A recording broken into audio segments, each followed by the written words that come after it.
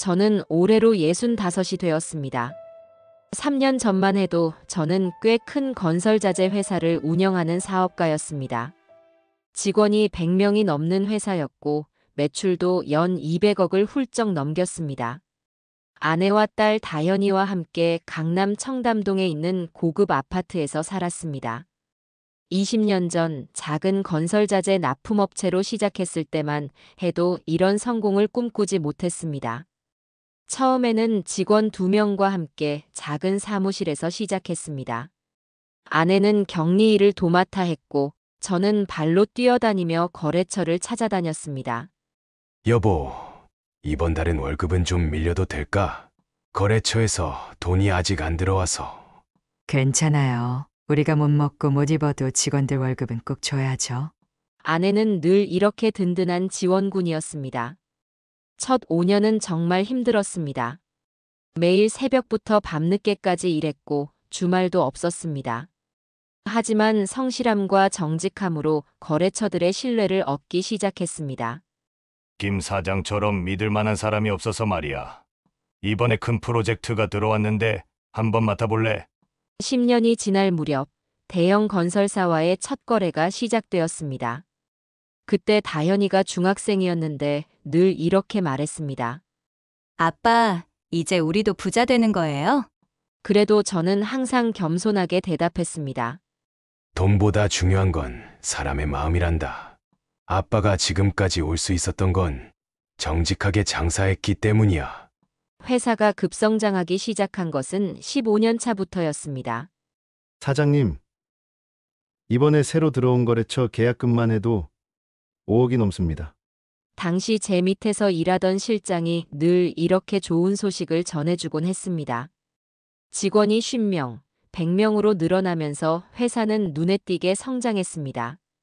강남의 큰 사무실로 이전했고 직원 복지도 업계 최고 수준으로 맞췄습니다. 이번 달 실적이 또 최고치를 기록했습니다. 직원들 특별 보너스 지급하시죠. 저는 그때마다 흐뭇한 미소를 지으며 고개를 끄덕였습니다. 우리 직원들이 고생 많았지. 보너스는 평소보다 50%더 주도록 하세요. 명절이면 직원들 부모님께 선물도 빠뜨리지 않고 보냈습니다. 직원들의 자녀 학자금도 회사에서 지원했습니다. 우리 사장님은 진짜 부모 같으시죠? 이런 회사가 어디 있겠어요? 직원들의 이런 말을 들을 때마다 가슴이 뿌듯했습니다. 청담동 아파트로 이사하고 아내의 낡은 차도 고급 세단으로 바꿔주었습니다. 다현이는 명문 대학교에 입학했고 학교에서도 늘 우수한 성적을 받았습니다. 아빠 전공 공부도 열심히 하고 있지만 봉사활동도 꾸준히 하고 있어요. 다현이의 착한 마음씨가 늘 자랑스러웠습니다. 주변에서는 부러워했습니다. 김 사장 참 복이 많아. 사업도 잘 되고 딸도 착하고. 그렇게 승승장구하던 회사였습니다. 20년간 쌓아온 신용과 신뢰는 확고했고 앞으로도 계속 성장할 것만 같았습니다. 하지만 세상 일이란 게 어디 마음대로 되는 것이겠습니까?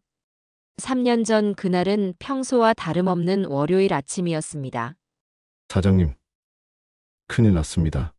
땡땡건설에서 연락이 왔는데 실장의 목소리가 떨렸습니다. 무슨 일이요? 땡땡건설이 부도가 났답니다. 우리가 받아야 할 대금이 60억인데 그 순간 제 머릿속이 하얘졌습니다. 땡땡건설은 우리의 최대 거래처였고 그들과의 거래를 기반으로 다른 거래들도 확장해 나가고 있었습니다. 거기다 최근에 새로 시작한 대규모 프로젝트의 물품 대금을 전부 외상으로 해준 상태였습니다. 혹시 다른 방법이 없습니까? 이미 언론에도 보도가 나갔습니다. 부도 소식을 들은 다른 거래처들도 계약을 파기하겠다고. 그날 이후 회사는 급격히 기울기 시작했습니다. 거래처들이 하나둘 떠나갔고 은행에서도 더 이상의 대출을 거부했습니다. 20년간 한 번도 부도를 내본 적 없던 회사였지만 이번에는 달랐습니다.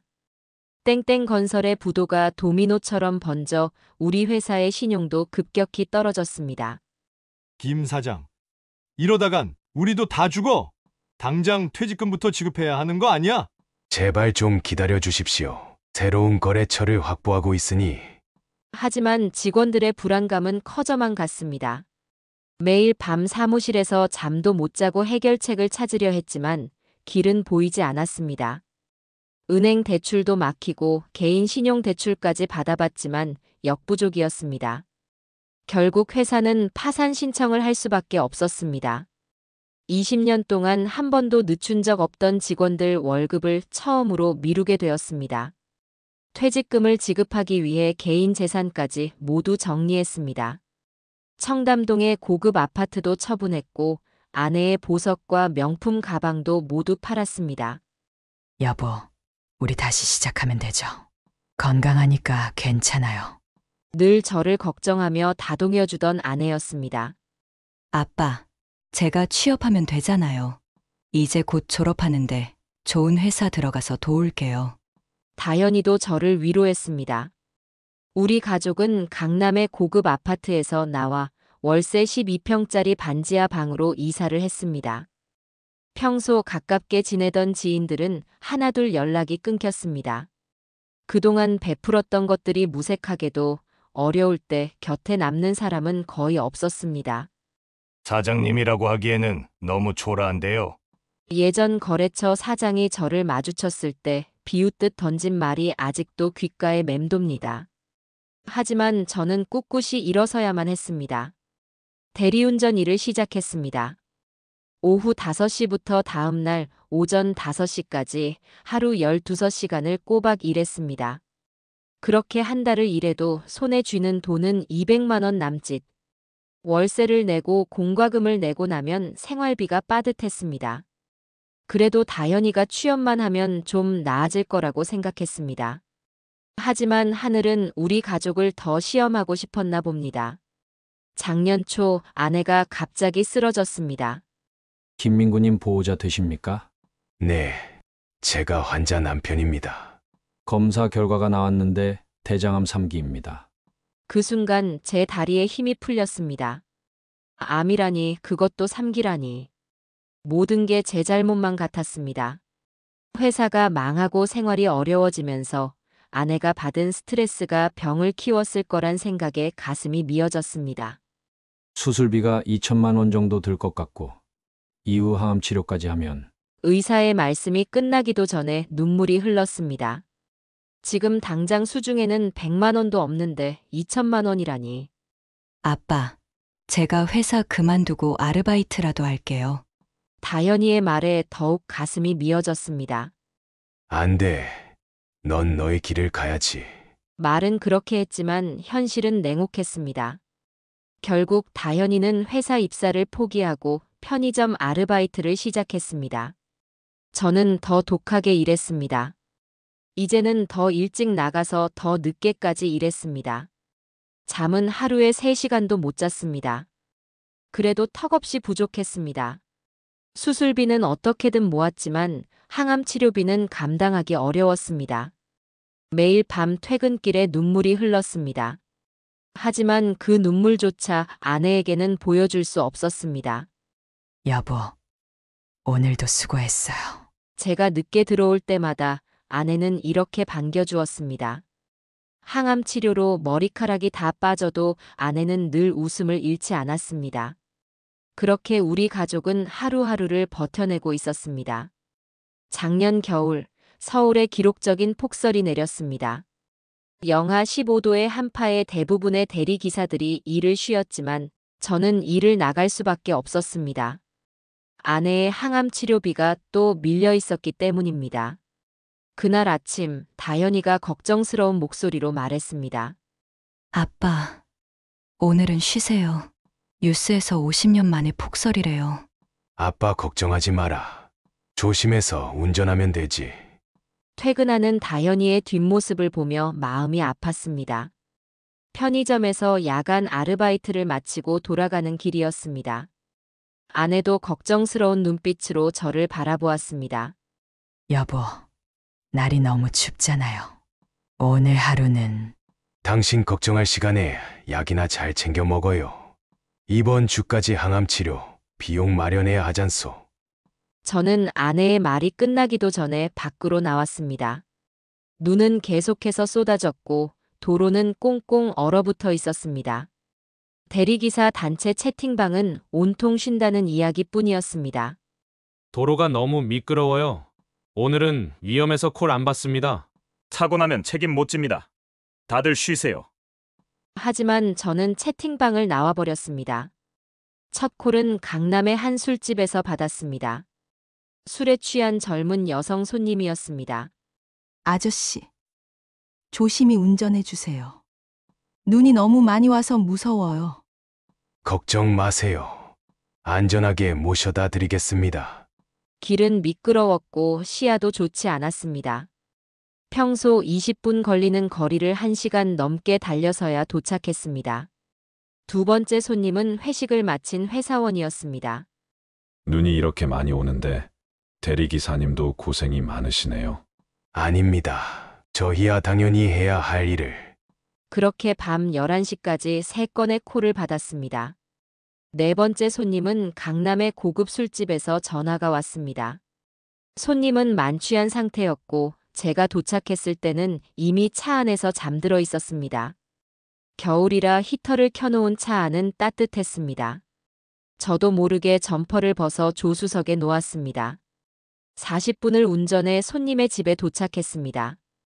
손님을 깨워 집 앞까지 모셔다 드리고 주차까지 마쳤습니다. 그런데 그만 점퍼를 차에 놓고 내린 것을 주차장 나오는 길에서야 깨달았습니다. 급히 손님에게 전화를 걸었지만 받지 않았습니다. 문자도 보냈지만 읽지 않았습니다. 죄송합니다. 제가 실수로 점퍼를 차에 놓고 내렸는데요. 10통이 넘는 문자를 보냈지만 답장이 없었습니다. 그새 눈은 더욱 거세게 내렸고 체감 온도는 영하 20도까지 떨어졌습니다. 한기가 온몸을 파고들었습니다. 두꺼운 점퍼 없이 셔츠 한 장으로 버티기에는 너무나 추운 날씨였습니다. 하지만 일을 멈출 수는 없었습니다. 떨리는 손으로 휴대폰을 보며 다음 콜을 기다렸습니다. 여보세요. 대리 가능하신가요? 네, 가능합니다. 어디로 가시나요? 목소리가 덜덜 떨렸습니다. 그래도 저는 콜을 받아야만 했습니다. 이번 주까지 아내의 항암 치료비를 마련하지 못하면 치료가 중단될 수도 있다는 의사의 말이 계속 귓가에 맴돌았기 때문입니다. 1시간이 지나고 2시간이 지나도 점퍼를 놓고 온 손님에게서는 연락이 없었습니다. 바람이 불 때마다 온몸이 얼어붙는 것 같았습니다. 손끝이 고바들기 시작했고 이가 딱딱 마주쳤습니다. 그래도 저는 콜을 받아야만 했습니다. 아빠, 언제 들어오세요? 다현이에게서 전화가 왔습니다. 조금만 더 있다 들어갈게. 너는 왜 아직 안 자고? 편의점 야간 알바 끝나고 엄마 약 챙겨주려고 기다리고 있어요. 눈물이 핑 돌았습니다. 이런 고생을 시키는 제가 너무 미웠습니다. 알았다. 너무 걱정하지 마라. 전화를 끊고 주머니에 손을 넣어 보았지만 손은 이미 감각이 없었습니다. 새벽 1시가 되어서야 또 한 건의 콜이 들어왔습니다. 떨리는 발걸음으로 손님을 맞이했습니다. 그때 제 인생을 바꾼 그 청년을 만나게 되었습니다. 강남의 한 고급 주점 앞이었습니다. 거리는 온통 눈으로 뒤덮여 있었고 매서운 한파가 여전히 기승을 부리고 있었습니다. 다른 대리 기사들은 이미 모두 귀가한 듯 했습니다. 저는 손님을 기다렸습니다. 몸은 이미 추위로 얼어붙은 지 오래였습니다. 손끝은 감각이 없었고 이는 딱딱 마주치고 있었습니다. 그때 주점에서 한 청년이 나왔습니다. 30살 정도로 보이는 청년이었습니다. 깔끔한 정장 차림이었고 손에는 고급스러운 코트를 들고 있었습니다. 청년은 제게 다가와 정중하게 물었습니다. 안녕하세요. 대리기사님이신가요? 목소리에는 술 기운이 거의 느껴지지 않았습니다. 네. 안녕하세요. 대답하는 제 목소리가 떨렸습니다. 추위 때문이었습니다. 청년이 제 모습을 유심히 바라보더니 놀란 목소리로 말했습니다. 아니, 이렇게 추운 날씨에 점퍼도 안 입으셨네요. 아, 죄송합니다. 잠시 실수로 잃어버려서. 말끝을 흐리는데 청년이 갑자기 자신의 코트를 벗었습니다. 이거라도 입으세요. 아닙니다. 손님, 그렇게까지 하지 않으셔도. 저는 황급히 손사래를 쳤습니다. 하지만 청년은 제 말이 끝나기도 전에 코트를 제 어깨에 둘러주었습니다. 이런 날씨에 감기라도 걸리시면 큰일입니다. 청년의 따뜻한 마음씨가 제 마음까지 따뜻하게 녹였습니다. 시동 걸어놓고 잠시만 기다려주세요. 청년은 근처 24시간 카페로 들어갔습니다. 잠시 후 따뜻한 아메리카노 2잔을 들고 나왔습니다. 이거라도 드세요. 몸 좀 녹이시라고요. 하루 종일 수많은 손님을 만났지만 이런 따뜻한 배려는 처음이었습니다. 차에 오르자 청년이 먼저 말을 건넸습니다. 오늘 같은 날 대리운전하시기 많이 힘드시죠? 아닙니다. 저희야, 당연히 해야 할 일을. 아니에요. 정말 감사한 일이죠. 청년의 말투에는 진심이 묻어 있었습니다. 이런 날씨에도 일해주시는 분들이 계셔서 우리가 안전하게 귀가할 수 있는 거잖아요. 청년은 커피를 마시며 이야기를 이어갔습니다. 실례지만 원래부터 대리운전을 하셨나요? 저는 잠시 망설이다 대답했습니다. 아니요. 원래는 회사를 운영했었습니다. 아, 그러셨군요. 청년의 목소리에 안타까움이 묻어났습니다. 지금은 어려운 시기지만 곧 좋은 날이 오실 거예요. 그 말이 왜 그리 위로가 되는지 모르겠습니다. 손님은 무슨 일을 하시나요? 저는 IT 회사를 운영하고 있어요. 아, 젊은 나이에 대단하시네요. 아니에요. 그저 운이 좋았을 뿐이에요. 청년의 겸손한 모습이 더욱 인상적이었습니다. 강남의 고급 주택가로 향하는 동안 청년은 계속 따뜻한 이야기를 건넸습니다. 요즘 젊은 사람들도 힘든 일인데 대리기사님은 정말 성실해 보이세요. 과찬이십니다. 아니에요. 이런 날씨에도 일하시는 걸 보면 분명 이유가 있으실 것 같아서요. 청년의 말에 가슴 한켠이 먹먹해졌습니다. 그때였습니다. 휴대폰이 울렸습니다. 발신자는 다현이었습니다. 아빠, 다현이의 목소리가 심상치 않았습니다. 왜 그러니? 엄마가 갑자기 위독하대요. 순간 온몸에 힘이 빠졌습니다. 손에 쥐고 있던 핸들이 부들부들 떨렸습니다. 무슨 일이야? 갑자기 호흡곤란 증세가 와서 지금 병원 응급실이에요. 눈앞이 캄캄해졌습니다. 청년이 제 상태를 보더니 물었습니다. 무슨 일 있으신가요? 죄송합니다. 손님, 제가 지금 급히 가봐야 할 곳이 있어서. 목소리가 떨렸습니다. 혹시 많이 위급하신가요? 청년의 목소리에는 진심 어린 걱정이 묻어 있었습니다. 네. 아내가 위독하다고 해서. 말을 잇지 못했습니다. 청년은 망설임 없이 말했습니다. 그럼 병원으로 가시죠. 하지만 손님. 괜찮습니다. 제가 택시 타고 들어가면 되니까요. 오히려 청년이 저를 재촉했습니다. 빨리 가보셔야죠. 아드님도 걱정하고 계실 텐데. 청년의 눈빛이 달라졌습니다. 더 이상 지체하지 마시고 빨리 가보세요. 발걸음을 돌리려는 제게 청년이 다시 말을 걸었습니다. 어느 병원이신지. 제가 병원 이름을 말하자 청년의 얼굴이 밝아졌습니다. 거기 제가 아는 의사 선생님이 계신데 제가 한번 연락해 볼게요. 청년은 바로 전화를 걸었습니다. 여보세요. 민우 형, 지금 응급실에 위독하신 분이 계신데. 자정이 넘은 시간이었는데도 청년은 전화를 걸어 상황을 전달했습니다. 걱정 마세요. 제가 아는 의사 선생님께서 미리 봐주신대요. 그뿐만이 아니었습니다. 제가 함께 가보겠습니다. 아니, 손님 그러시면. 괜찮습니다. 혼자 가시기도 힘드실 텐데요. 청년은 제 옆자리로 자리를 옮겼습니다. 병원까지 가는 동안 계속해서 의사와 통화하며 상황을 확인했습니다. 선생님께서 응급실에서 기다리고 계신데요. 청년의 말 한마디에 안도감이 밀려왔습니다. 걱정 마시고 안전운전 하세요. 그 말에 조금이나마 마음의 안정을 찾을 수 있었습니다. 병원에 도착하자 응급실은 한밤중임에도 분주했습니다. 다현이가 울면서 달려왔습니다. 아빠, 엄마는 어디 계시니? 저기 있어요. 커튼 너머로 아내가 누워 있었습니다. 얼굴은 하얗게 질려 있었고 산소 호흡기를 끼고 있었습니다. 청년이 데려온 의사가 상황을 설명해 주었습니다. 항암 치료 후유증으로 인한 급성 호흡 곤란입니다. 큰 문제는 없을까요? 다행히 지금은 안정 상태입니다. 청년은 계속해서 의사와 이야기를 나누었습니다. 앞으로의 치료 계획은 어떻게 되나요? 항암 치료를 지속해야 하는데 의사는 잠시 망설이더니 말을 이었습니다.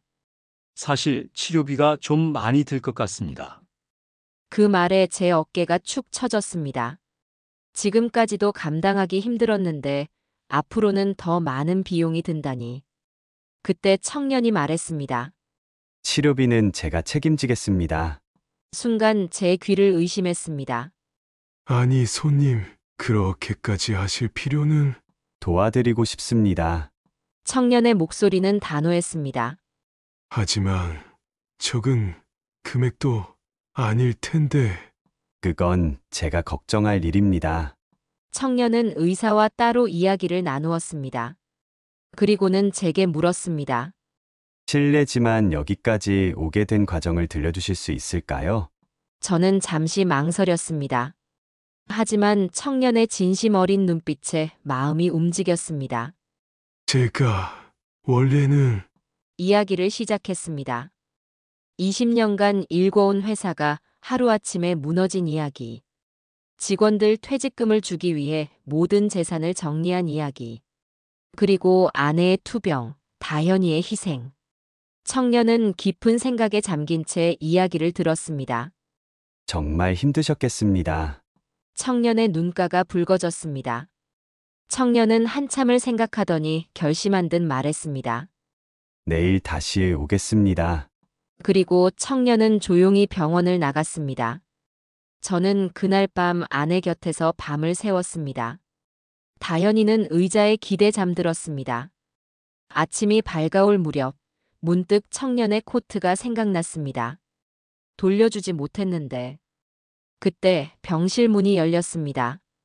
청년이었습니다. 하지만 혼자가 아니었습니다. 중년의 신사와 함께였습니다. 안녕하세요. 제가 어제 말씀드린 분입니다. 중년 신사가 명함을 내밀었습니다. 대형 법무법인 대표 변호사였습니다. 치료비 문제는 모두 해결하기로 했습니다. 청년이 말했습니다. 앞으로의 모든 치료비를 제가 부담하겠습니다. 하지만 그렇게 많은 돈을... 괜찮습니다. 청년은 환하게 웃었습니다. 어제 이야기를 들으면서 많은 것을 배웠습니다. 네. 직원들을 위해 모든 걸 포기하신 모습이 너무 감동적이었어요. 청년은 계속해서 말을 이었습니다. 요즘 세상에 이런 경영자가 어디 있을까요? 저는 그저... 아니에요. 정말 존경스러운 일입니다. 청년의 진심 어린 말에 눈시울이 붉어졌습니다. 그래서 제가 조금이나마 도움을 드리고 싶습니다. 변호사가 서류 가방을 열었습니다. 이건 치료비 지원 약정서입니다. 꿈만 같았습니다. 그리고 청년이 말을 이었습니다. 아직 말씀드리진 않았는데 제가 운영하는 회사가 좀 큽니다. 알고 보니 청년은 국내 굴지의 IT 기업 대표였습니다. 작년에만 수천억의 매출을 올린 회사였습니다. 그때 다현이가 병실로 들어왔습니다. 커피를 사오느라 잠시 나갔다 온 모양이었습니다. 청년과 다현이의 시선이 마주쳤습니다. 그날 이후로 청년은 매일같이 병원을 찾아왔습니다. 바쁜 회사 일정 중에도 시간을 내어 들렀습니다. 때로는 아침 일찍, 때로는 늦은 밤에. 청년이 오면 병실의 분위기가 밝아졌습니다. 오늘은 제가 맛있는 것 좀 가져왔습니다. 항상 비싼 과일이나 영양식을 들고 왔습니다. 연서가 이렇게까지 신경 써주시지 않아도 되는데. 제가 말하면 연석이는 항상 웃으며 답했습니다. 제가 하고 싶어서 하는 겁니다. 아내도 연석이가 오면 얼굴에 화색이 돌았습니다. 우리 은인이 오셨네요. 아내는 연석이를 볼 때마다 그렇게 말했습니다. 다현이는 처음에는 조심스러워했습니다. 아빠, 우리가 너무 폐를 끼치는 건 아닐까요? 하지만 연석이의 진심 어린 마음이 전해졌는지 차츰 마음을 열기 시작했습니다. 특히 연석이가 가져오는 책들이 계기가 되었습니다. 다현 씨가 문학을 좋아한다고 들어서 제가 읽어보면 좋을 것 같은 책들을 가져왔어요. 연석이는 늘 다현이의 관심사를 세심하게 챙겼습니다. 어느 날은 다현이가 좋아하는 작가의 신간을 가져왔고 또 어느 날은 인생에 대한 책을 가져왔습니다. 편의점에서 힘들게 일하시는데 틈틈이 독서하면서 위로받으셨으면 해서요. 그런 연석이의 마음이 다현이에게 전해졌나 봅니다. 둘은 책에 대해 이야기를 나누기 시작했고 점차 대화의 주제가 넓어졌습니다. 다현이의 꿈에 대해서도 이야기했습니다.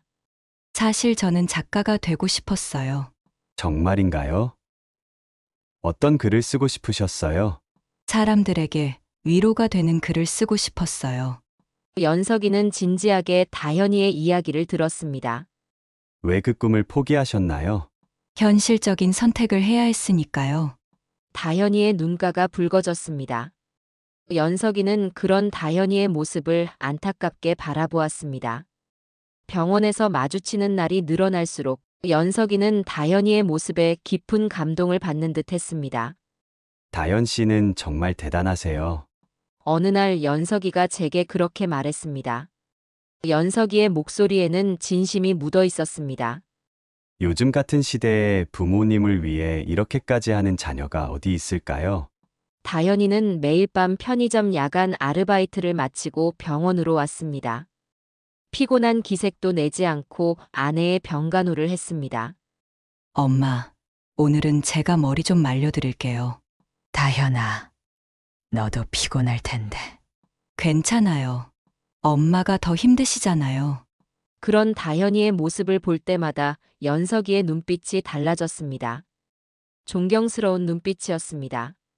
어느 날은 다현이가 잠든 모습을 보며 연석이가 말했습니다. 정말 천사 같은 분이에요. 그리고 자신의 재킷을 벗어 다현이의 어깨에 살며시 덮어주었습니다. 그때 제 마음이 찡했습니다. 그날 이후로 연석이와 다현이는 더욱 가까워졌습니다. 연석이는 퇴근 후에 항상 병원에 들렀고 다현이의 편의점 아르바이트가 끝나는 시간에 맞춰 커피를 사왔습니다. 오늘은 어떤 책 읽으셨어요? 아, 선물해주신 소설 읽고 있어요. 어떠셨나요? 마음에 드셨어요? 두 사람의 대화는 점점 늘어났고 눈빛은 더욱 깊어졌습니다. 저는 그것을 지켜보면서 복잡한 마음이 들었습니다. 연석이는 우리 가족의 은인이었습니다. 하지만 동시에 너무나 다른 세계의 사람이었습니다. IT 기업의 대표와 편의점 아르바이트생. 그 간극이 너무 컸습니다. 그러던 어느 날 연석이가 조심스럽게 저를 찾아왔습니다. 잠시 시간 좀 내주실 수 있으실까요? 병원 옆 카페로 자리를 옮겼습니다.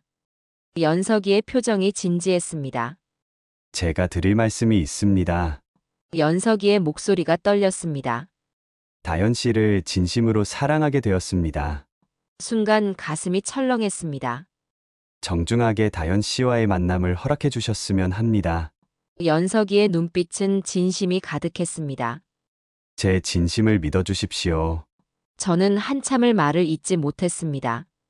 물론 지금 이 상황에서 제가 이런 말씀을 드리는 것이 적절하지 않다는 것을 알고 있습니다. 연석이는 계속해서 말을 이었습니다.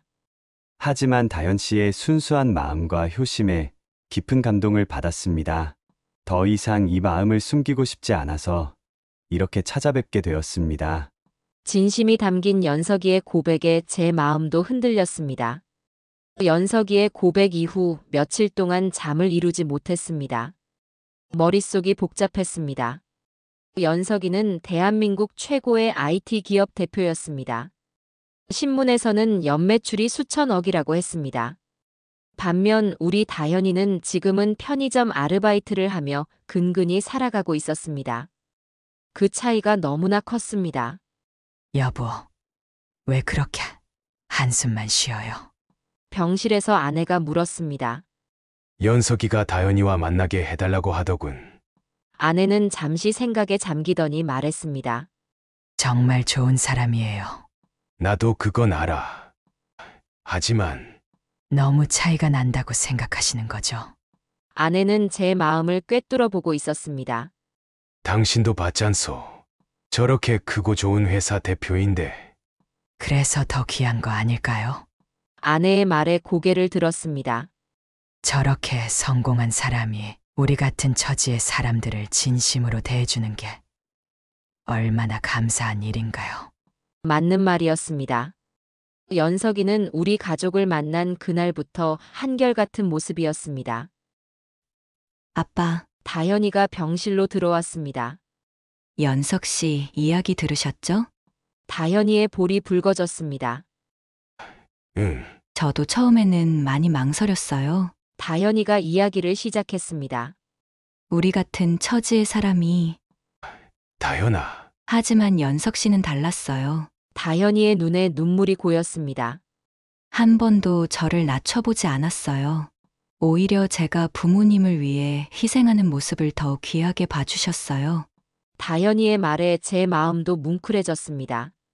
매일 밤 편의점 일을 마치고 병원에 오는 제가 대단하다고, 힘들지 않냐고 물어봐주고, 작가가 되고 싶었던 제 꿈도 진지하게 들어줘요. 연석이는 정말 특별했습니다.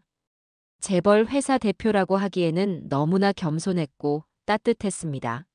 사실 어제 연석 씨 어머님도 만났어요. 뭐라고? 깜짝 놀라 물었습니다. 네. 연석 씨가 어머님께 절 소개하고 싶다고 하셔서. 가슴이 덜컥 내려앉았습니다. 재벌가의 어머님이 우리 다현이를 어떻게 대하셨을지.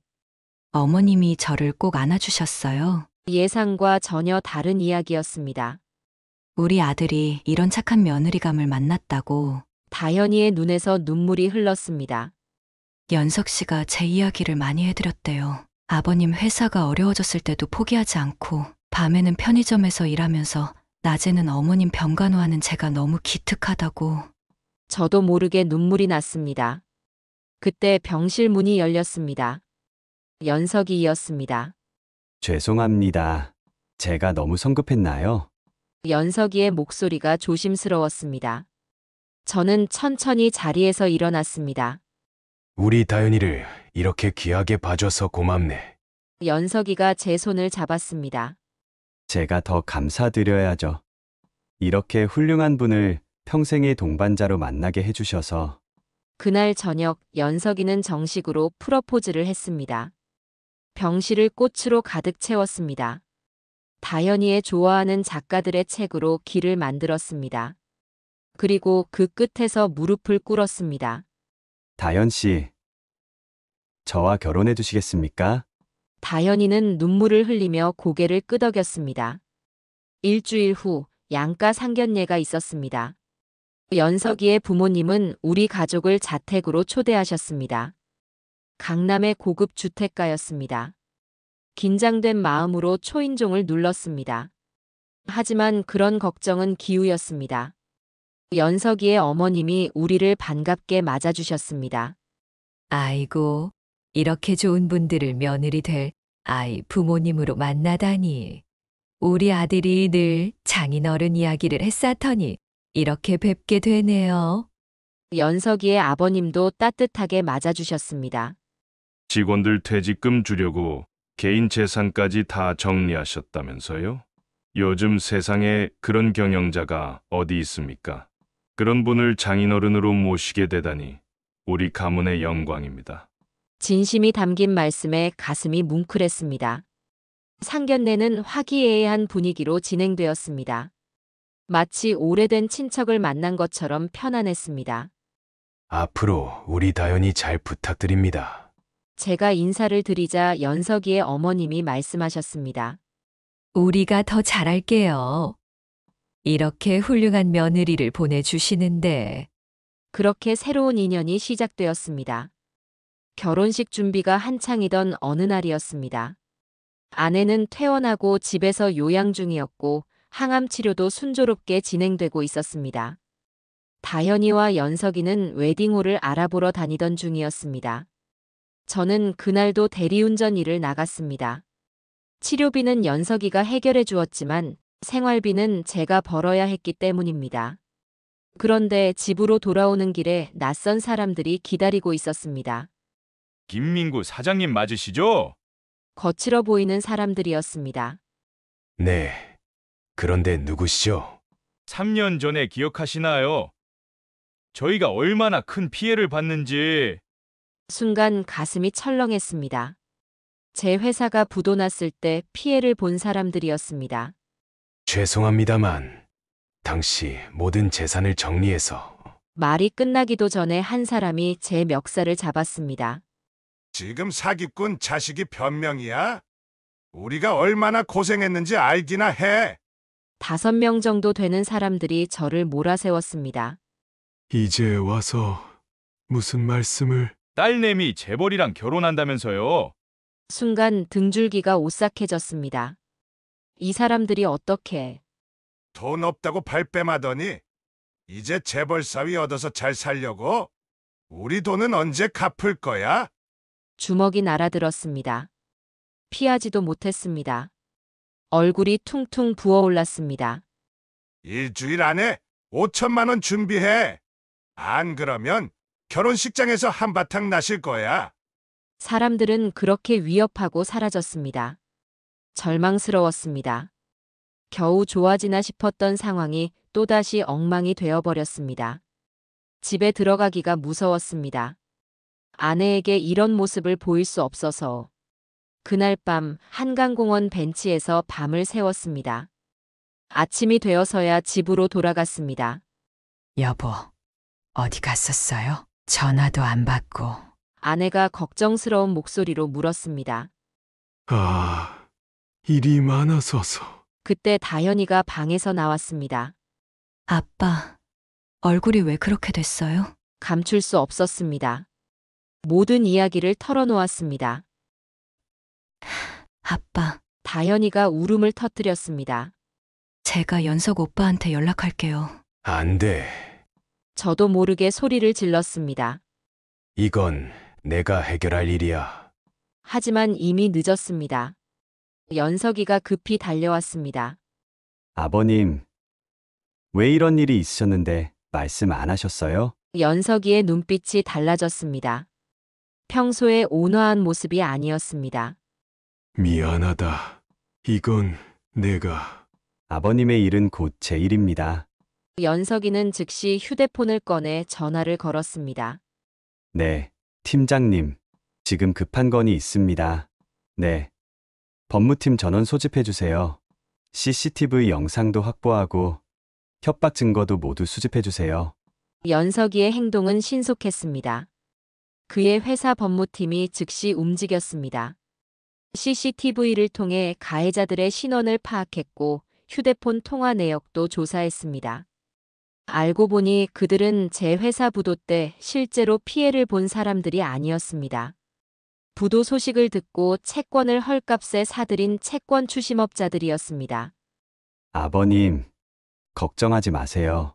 연석이가 제 손을 잡았습니다. 이런 불법적인 채권 추심은 엄연한 범죄입니다. 다음 날 연석이의 법무팀이 경찰에 고소장을 제출했습니다. 채권 추심업자들은 하루 만에 경찰에 연행되었습니다. 하지만 연석이는 거기서 멈추지 않았습니다. 아버님, 이참에 과거의 모든 빚을 정리하시는 게 어떨까요?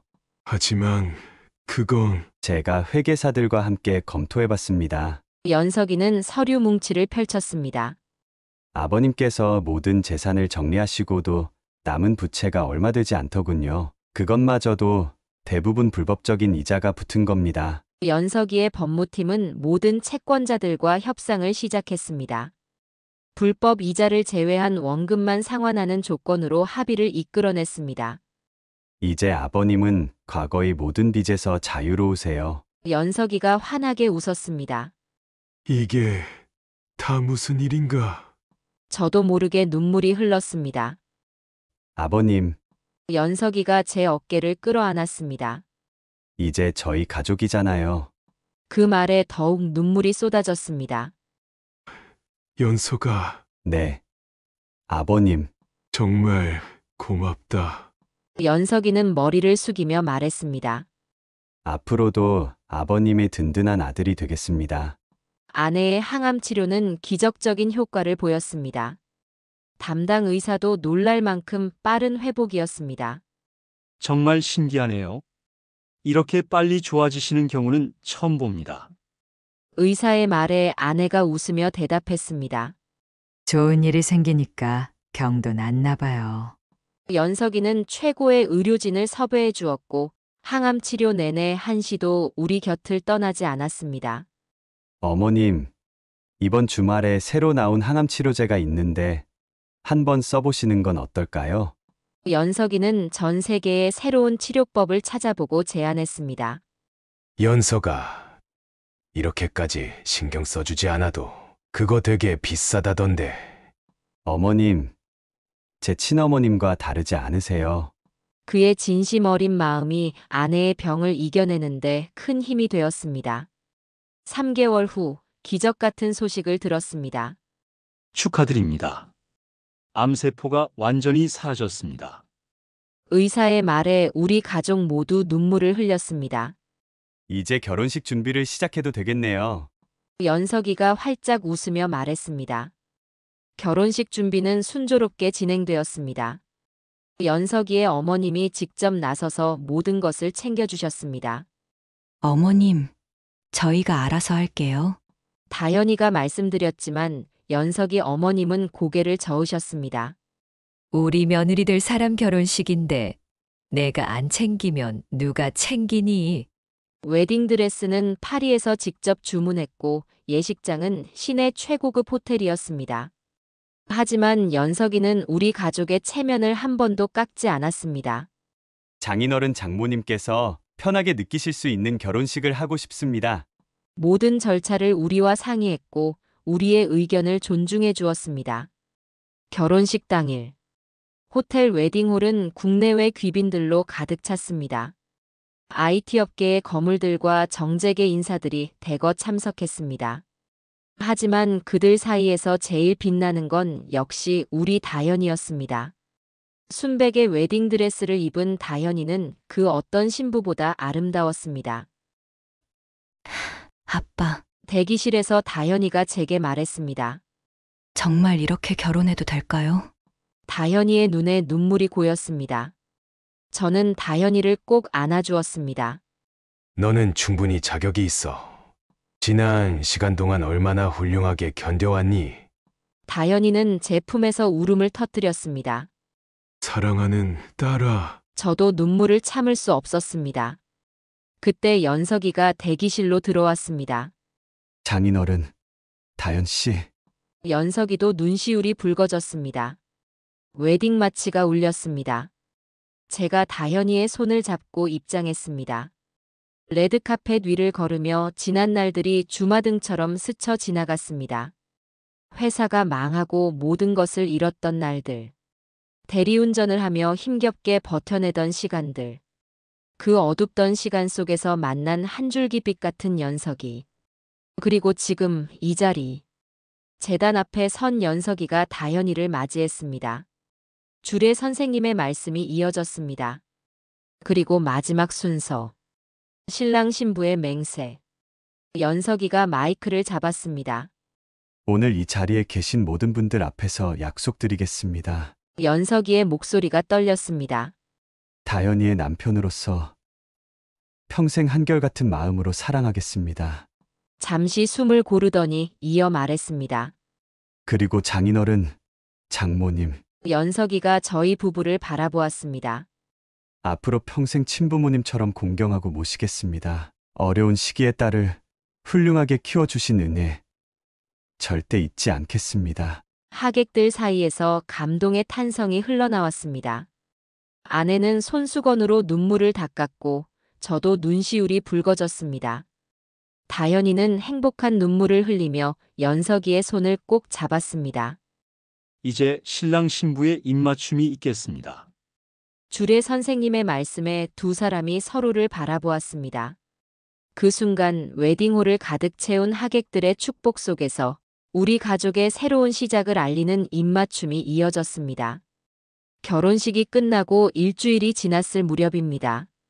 연석이가 갑자기 저를 찾아왔습니다. 강남의 한 고급 레스토랑으로 저를 데리고 갔습니다. 장인어른께서 예전에 하시던 일이 건설자재 유통이셨죠? 그렇지. 연석이는 태블릿을 꺼내 자료를 보여주었습니다. 요즘 건설 경기가 다시 살아나고 있고 특히 친환경 건설자재 시장이 급성장하고 있습니다. 장인어른께서 가지고 계신 20년의 노하우와 제가 가진 IT 기술을 접목하면 저는 망설였습니다. 하지만 난 이미 한번 실패를. 그래서 더 좋은 거 아닐까요? 실패의 경험이야말로 최고의 자산이잖아요. 연석이는 자신의 계획을 하나씩 설명했습니다. AI 기술을 접목한 재고, 관리, 물류 최적화, 친환경 자재 특화 유통망 구축. 초기 자본금으로 100억을 투자하겠다고 했습니다. 장인어른의 경험과 노하우는 그 이상의 가치가 있습니다. 강남 한복판의 사옥도 알아보고 직원 채용도 진행 중이라 했습니다. 대표이사는 장인어른으로 해놨어요. 저는 이사회 의장으로만 참여하겠습니다. 그날 밤 아내와 상해 후 새로운 도전을 결심했습니다. 1년이 빠르게 지나갔습니다. 회사는 연석이의 말대로 순조롭게 성장했습니다. 재고 관리에 AI를 도입하니 물류 비용이 30% 이상 절감되었고 매출은 매달 50%씩 증가했습니다. 과거 거래처들이 하나둘 돌아오기 시작했고 예전 직원들도 다시 합류했습니다. 사장님 밑에서 다시 일하게 돼서 영광입니다. 예전 영업부장의 말에 코끝이 찡했습니다. 전국 각지의 물류센터를 운영하게 되었고 해외 진출도 준비하게 되었습니다. 우리 회사는 전통산업과 IT의 성공적인 결합이라는 제목으로 경제신문에 크게 보도되기도 했습니다. 그러던 어느 날 다현이가 기쁜 소식을 전했습니다. 아빠, 엄마, 저 임신했어요. 연석이는 더할 나위 없이 기뻐했고 다현이를 위해 재택근무를 결정했습니다. 주말이면 온 가족이 모여 식사를 했고 연석이 부모님도 자주 오셨습니다. 회사는 1년 만에 업계 3위로 성장했습니다. 장인어른, 역시 제가 장인어른을 믿고 투자하길 잘했네요. 이제는 더 이상 과거의 아픔을 떠올리지 않게 되었습니다. 새로운 희망과 기쁨이 가득한 나날들. 그리고 곧 태어날 새 생명까지. 우리 가족의 이야기는 이제 새로운 장을 향해 나아가고 있었습니다. 어느 겨울날이었습니다. 강남의 한 고급 레스토랑에서 거래처와 식사를 마치고 나오는데 낯익은 얼굴과 마주쳤습니다. 아, 혹시... 상대방도 저를 알아보는 눈치였습니다. 바로 그날 밤 제 점퍼를 가져가 버린 그 손님이었습니다. 대리기사님, 맞으시죠? 순간 그날의 기억이 떠올랐습니다. 영하 15도의 한파, 점퍼를 잃어버린 절망감, 그리고 그날의 만남. 네, 맞습니다. 정말 죄송합니다. 그가 허리를 깊이 숙였습니다. 그날 너무 취해서 전화도 받지 않고. 아닙니다. 괜찮습니다. 저는 오히려 웃음이 나왔습니다. 그날 일 때문에 제가 인생의 가장 큰 행복을 얻었거든요. 네? 무슨 말씀이신지. 저는 그에게 그날 이후의 이야기를 들려주었습니다. 점퍼를 잃어버린 후 만난 연석이와의 인연. 그가 우리 가족에게 준 희망. 그리고 지금은 사위가 되어 더없이 행복한 가정을 이루고 있다는 이야기까지. 그래서 전 오히려 그날 일이 감사하답니다. 그의 눈시울이 붉어졌습니다. 제가 정말 죄송합니다. 이제 그만 사과하세요. 오히려 감사드려야 할 것 같네요. 우리는 웃으며 헤어졌습니다. 그날 이후로 그 손님은 우리 회사의 단골 거래처가 되었습니다. 세상은 이렇게 돌고 도는 것인가 봅니다. 한편 연석이는 바쁜 회사 일정 속에서도 가족을 가장 우선으로 생각했습니다. 매주 주말이면 어김없이 우리 집을 찾았습니다. 장인어른 장모님, 저 왔습니다. 항상 손에는 선물이 들려 있었습니다. 연서가 이렇게 매번 뭘 사오니? 제가 사드리고 싶어서 그러는 건데요. 식사 시간이면 온 가족이 둘러앉았습니다. 연석이는 항상 제 옆자리에 앉아 술을 따라 주었습니다.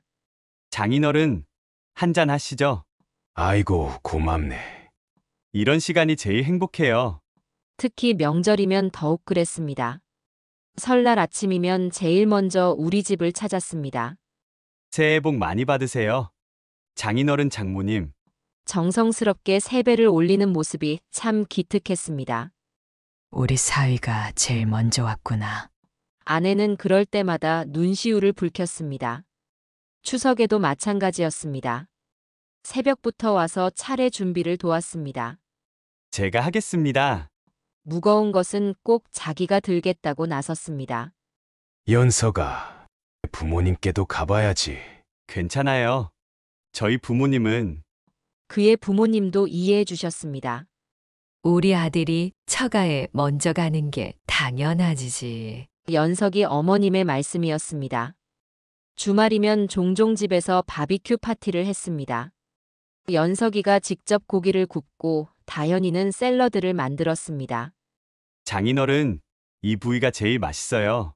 여기 한 점 드세요. 항상 제일 좋은 것을 저희 부부에게 먼저 줬습니다. 여보, 아버님 어머님 고기 구워드려야죠.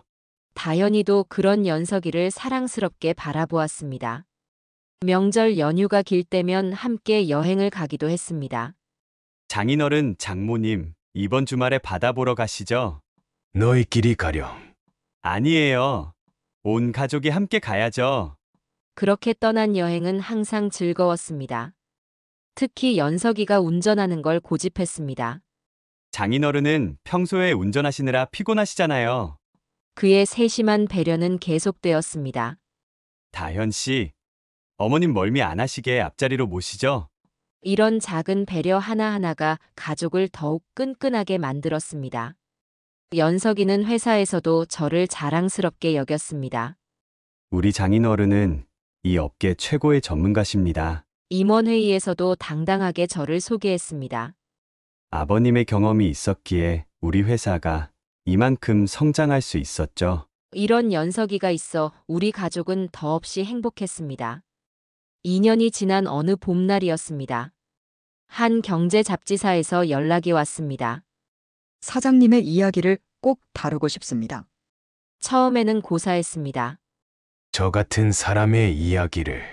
하지만 기자는 진심을 담아 말했습니다. 요즘같이 각박한 시대에 꼭 필요한 이야기라고 생각합니다. 결국 인터뷰에 응하게 되었습니다.